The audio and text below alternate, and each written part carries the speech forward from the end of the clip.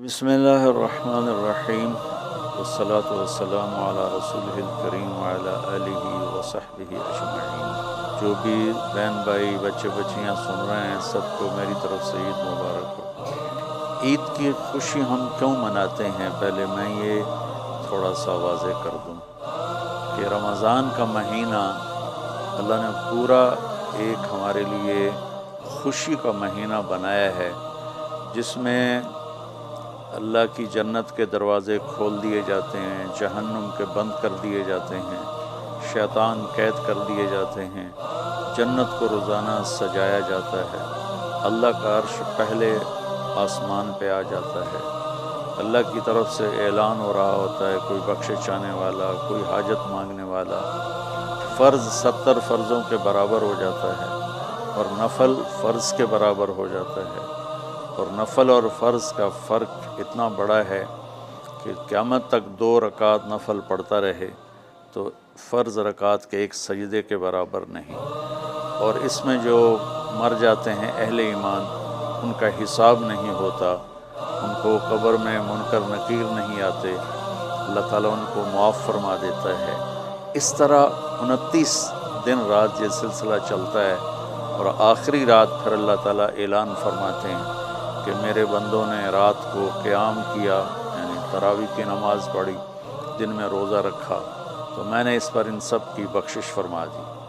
تو اس خوشی میں پھر ہم سب مل کر اللہ کی بارگاہ میں شکرانے کے مل کر 2 نفل ادا کرتے ہیں اور اللہ کا شکر ادا کرتے ہیں کہ یا اللہ تیرا شکر ہے تو نے ہمارے گناہوں کو معاف فرمایا، جہنم کو ہم پہ حرام کیا، جنت کو ہم پہ واجب کیا۔ اصل تو عید کی خوشی کی یہ وجہ ہے۔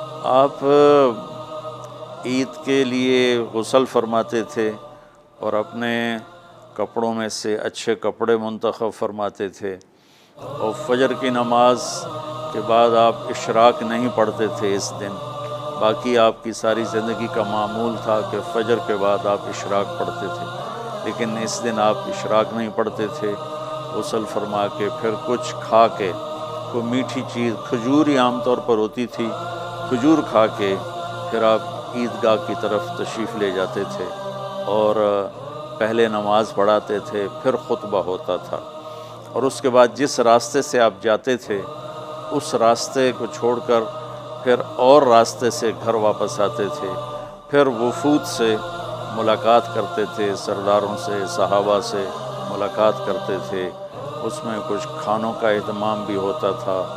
اس طرح ایک عام روٹین کی عید ہوتی تھی آپ کی، ملاقاتیں کرنا، کھانوں میں جانا اور اچھے کپڑے پہننا، سب کو خوشی سے ملنا، یہ عید الفطر پر آپ کا یہ معمول تھا۔ باقی جو اداسیاں ہیں، ڈپریشنیں ہیں، اس کی وجہ آپس کی محبتوں کا کم ہو جانا ہے، اور دنیا کی ایسی دوڑ جس نے اپنے آپ کو بھی بھلا دیا ہے، اور آپس کی نفرتیں ہیں اور آپس کے بغض، حسد ہیں، ان منفی جذبوں نے ہماری خوشیوں کو دھندلا دیا ہے، ورنہ رمضان کا ہر لمحہ خوشی کے لیے ہے، اور عید اس کی پیک ہے، اور پوری زندگی اللہ راضی ہو رہا ہو تو خوشی ہی خوشی ہے۔ ہمیں اپنے ملک سے، اپنی نسل سے آپس کی نفرتیں، حسد، بغض یہ مٹانے ہوں گے، تب جا کر ہمیں حقیقی خوشیاں حاصل ہوں۔ میں اس عید کے خوشی کے موقع پر اپنی قوم سے ہاتھ جوڑ کے اپیل کروں گا کہ جھوٹ بولنا چھوڑ دیں، دھوکہ دینا چھوڑ دیں، اور ظلم کرنا چھوڑ دیں۔ مذہبی نفرت نے ہمیں تباہ کر دیا، سیاسی نفرت نے ہمیں تباہ کر دیا، صوبائی قومی نفرت نے ہمیں تباہ کر دیا، آپس کی رنجشوں کی نفرت نے ہمیں تباہ کر دیا۔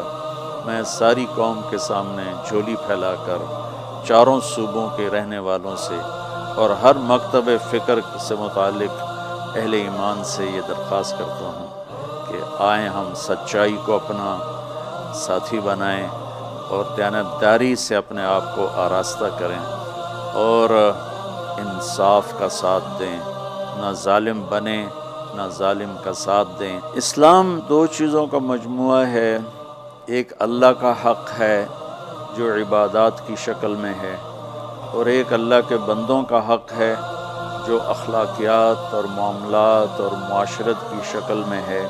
یہ دونوں کمپلسری پیپر ہیں، دونوں لازمی پیپر ہیں، ان دونوں میں پاس ہونا ضروری ہے۔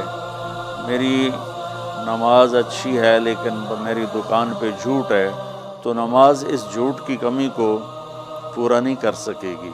میری دکان پہ سچ ہے لیکن میں نماز نہیں پڑھتا تو میرا یہ سچ بولنا میرے نماز کی کمی کو پورا نہیں کر سکتا۔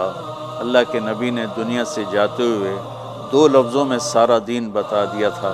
جب آپ کے جانے کا وقت قریب تھا تو آپ 2 لفظ دہرا رہے تھے، الصلاۃ وما ملکت ایمانکم، میری امت میرے بعد ایک نماز نہ چھوڑنا، اور ایک امت کے غریب مسکین لوگوں سے، نوکر غلاموں سے اچھا سلوک کرنا۔ یہ 2 الگ الگ ڈیمانڈ ہیں۔ جیسے پانی پینے سے روٹی کی کمی پوری نہیں ہو سکتی اور روٹی کھانے سے پانی کی کمی پوری نہیں ہو سکتی، یہ دونوں الگ چیزیں ہیں۔ اخلاق کو عبادت کی کمی پر نہیں کر سکتی، اور عبادت کی کمی اخلاق کو اور اخلاق کی کمی کو عبادت پورا نہیں کر سکتی۔ ان دونوں چیزوں میں پاس ہونا ضروری ہے، تب جا کر ایک معتدل معاشرہ وجود میں آتا ہے۔ ایک حدیث سنا کے بات ختم کرتے ہیں۔ میرے نبی وضو فرما رہے تھے تو صحابہ آپ کے وضو کا پانی گرنے نہیں دے رہے تھے، نیچے سے لے کر کوئی پی رہا تھا، کوئی منہ پہ مل رہا تھا۔ تو آپ نے فرمایا ما یحملکم علی ھذا، یہ کیا کر رہے ہو؟ وہ کہنے لگے یا رسول اللہ، اللہ اس کے رسول کی محبت میں کر رہے ہیں۔ تو آپ نے فرمایا میں تمہیں بتاتا ہوں اللہ اس کے رسول سے محبت کرنے والا کون ہوتا ہے۔ فَلْيُصْدِقِ الْحَدِيثَ إِذَا حَدَّثَ، اللہ رسول سے محبت کرنے والا وہ ہوتا ہے جو ہمیشہ سچ بولتا ہے۔ فَلْيُؤَدِّ الْأَمَانَةَ إِذَا تُؤْمِنَ، جو ہمیشہ امانت داری سے کام لیتا ہے، کبھی دھوکہ فراڈ نہیں کرتا۔ فَلْيُحْسِنْ جِوَارَ مَنْ جَاوَرَهُ، اور جو ہمیشہ اپنے پڑوسیوں کے ساتھ اچھا سلوک کرتا ہے، پڑوسی اپنے ہوں، غیر ہوں، مسلم ہوں، نان مسلم ہوں، وہ ان کے ساتھ اچھا سلوک کرتا ہے۔ یہ 3 نشانیاں ہیں عشق رسول کی۔ یہ 3 باتیں میری قوم اپنا لے تو یہ اندھیرے اجالوں میں انشاءاللہ تبدیل ہو جائیں گی۔ دنیا کے لیے قانون ہے اللہ تعالیٰ کا کہ جس قوم میں انصاف، دیانتداری اور سچائی ہوگی انہیں اللہ عروج دے گا، وہ مسلم ہو یا نان مسلم ہو۔ اور جن ملکوں میں، قوموں میں بددیانتی ہوگی، ظلم ہوگا، جھوٹ ہوگا، وہ زوال کا شکار ہوں گی۔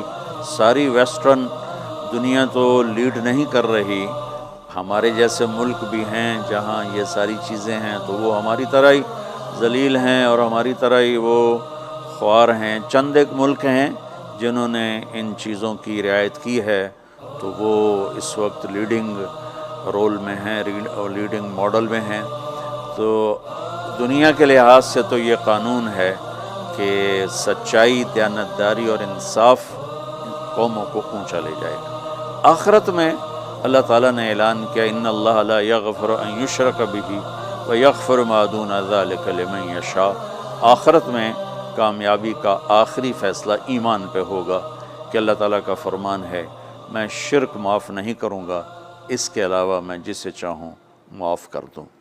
تو ہماری 52 کے قریب اسلامی ریاستیں ہیں، وہ سب بری طرح اس زوال کا شکار ہیں، جس کی بنیادی وجہ یہ 3 ہیں جس کو میں بار بار آپ کے سامنے دہرا رہا ہوں۔ السلام علیکم۔